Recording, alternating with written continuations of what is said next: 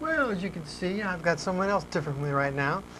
We had Brittany with me, and now we've got the brother, Kyle, and he's going to take his chance to take a look at all these different fossils. And Kyle, this is called coral. Now, coral rock is found all over the South Florida area. So you just put it right there so the kids at home can see it. And what we want to do is the old story about fossils and things is when you look at a fossil, you always want to be sure you turn it over. So turn it over and let the folks at home look at that. You wiggle it and you'll catch some of the light. See it sparkles? Yeah. So that is a crystal that's growing, and let it sit right there. That is growing just right inside that rock. That crystal is called calcite because calcium is what is in the animal's body, and that turns into crystal. This always reminds me of a sugar cookie. See? And that's a piece of coral. Let's put that over there. Is it strange? Well, it's a piece of. Now this, you're going to hold it up a little bit and wiggle it, let the sun catch it. See how it sparkles? This is completely coated with calcite. And this is coral rock. Kyle, have you had any experience with measuring in inches and anything like that? Yeah. Okay. How long would you say this rock is? Just take a guess. From here to here. How long do you think that is? It's not important how long. What do you think it is? 4 inches. Okay, 4 inches. Do you know in a coral rock, it takes 100 years to grow 1 inch in height. So if you say this is 4 inches tall, this rock is 400 years old. That is before it died. Now this has been sitting in the ground. It takes about, they say, roughly 1,000 years for crystals to grow in here. So we've dated this thing. This is 1,400 years old. And this could probably put it right near the time of the flood. So this is a very old coral rock. Now that's of course very small considering those of you who ever have a chance to go scuba in coral reef areas. And what you want to remember is that you want to be able to pick up corals you can't pick up anymore. This we got out in the backyard at one of the kids' houses. But the point is, when you go collecting for fossils, it makes no difference what size it is. You just want to be able to pick it up and have it ready to go. Let them see it. And this is another sand dollar. It's just a piece of a sand dollar because before we had the whole sand dollar. But you start with what you have and then you build your collection that way. Do you remember that tube worm we were talking about with your sister? Okay. Now, if the tube worm sits in the ground long enough, the tube worm lived in here. Okay. See what happened? What would you call that sparkly stuff? Think you have a name for that? Honey? Yeah, it does look like honey, doesn't it? Now let's let the kids at home see it. And this happens to be crystals. Turn around so they can see it. There it is. See it? That's where the tube worm used to have his house. And now all of that has crystallized because the outside coating of the tube worm was calcite, calcium. Now there are places in the world where you find rocks in one place and never any place else. Now I like to call this my fried chicken leg. Or for those of you who live in the state of Texas, that looks like the state of Texas. Now I got it in two halves. One thing you want to remember is when you have fossils, don't let them touch each other because rocks of the same type will scratch each other. All right? Listen to how they sound. Now, by the way, this is about $100, and that's about $100. So we don't want to bang them together. We're just going to... Sounds like the dishes at home? Glass.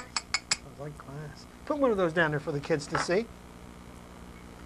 All right, what we have here is a very unique situation. And what it simply means is we have a crystal inside of a coral rock. And the crystal has got up inside of it, and it has crystallized the inside of the coral. It is only found in one place in the whole world. I'm not going to ask you to guess because you... Where's that? Well, that's a good... I appreciate that. It's in a place called Tampa Bay. You ever heard of Tampa Bay? Okay. No. Tampa Bay is in about the middle of Florida on the Gulf of Mexico side. Okay? And in the bottom of the bay, there's a big crack in the bottom of the bay, and this quartz crystal has come up, quartz material, and got into the coral and made agatized coral. If you ever have a chance to get a hold of an agatized coral, I don't care if it's this size. In fact, small ones might cost you a quarter or something. But the thing is, these are becoming fewer and fewer in number because people are taking off the bottom of Tampa Bay. They're even taking nets and dragging the bay, trying to get all these things off the bottom, you know, to sell. This was all one piece, Kyle, and it had to be cut. You ever seen people cut tiles for floors? Mm-hmm. Okay. It takes that kind of a saw to cut this thing in half. It's not like a regular saw, a wood saw. How come it has bumps on it? Good. The bumps inside there, these bumps, here, these bumps happen to be the bubbles of crystal that came up. In other words, the crystal formed like little bubbles or domes, and the different colors, there's not too much color, but the color is the color of the sand. If the sand had a little white in it, then you have the white. That's a good question. Now, these fossils are kind of large that I've been showing you, but you see, when you start a fossil collection, you need to keep them protected, whatever it takes, and then also, you know, start collecting your fossils and keep them in containers. You ever seen things like that? Mm-hmm. Now, if your sister was here, she would say such things as, well, I'll put my sewing thread and needles and things in there, you know. Well, you can see it don't fit too good because you got to be able to put the lid down. Okay, so here's what I'm trying to say. When you collect your fossils, don't go looking for giant pieces. They're out there. But you see, as a youngster beginning in your fossil collection, you need to start with smaller pieces, seashells and things like that. Then you can work your way up. You know, my wife and I, we were at a hotel, went there for a meeting. It was actually her meeting. And look at this. They were working, putting a new floor in the hotel, in the lobby. And this happens to be the kind of rock that you would find fossils in. But it so happens this is a limestone formation or a sandstone marble, and this rock can be cut and polished to use for floors. But in something like that, where you have it in your own area, no matter where you're in the United States, you may have a sandstone or limestone formations. Get out there and start looking at those rocks, and you will see some awesome fossils. There are no fossils in this, although there is a type of fossil that does that. That type rock that you can find it. These are nothing more than nice little containers. They happen to be containers that you get your film in. I don't know if you've ever done that before. Let's just put them over here. We'll let them sit there. And what you do is you take your film out of those little plastic cans or little containers. And I like them because the lid snaps on really tight. One says Cocoa Beach, and I don't know what the other one says. Bear Cut. You know where Bear Cut is, don't you? No, okay. So anyway, what I'm doing is collecting sands from around the beach. You know, in Florida, about every 50 miles, the sand changes. Have you ever heard the story, the thing about people, they can drive their cars on the beach? Mm-hmm. Up in Daytona? That's a different kind of sand. Now, what's on the other side of this rock, Kyle? Your email. The email, okay, put it on there. If you have any questions or need to get a hold of us, I don't know if Kyle's going to answer or not. But anyway, your email. It's on American Online, and for those of you on computers, you know that American Online means you do that little code system. And also, I have a website, so if you want to be checking the website, I've got this month, and most months, I have places to see, places to visit. Which brings a point. A must place to see. Now, what does that mean?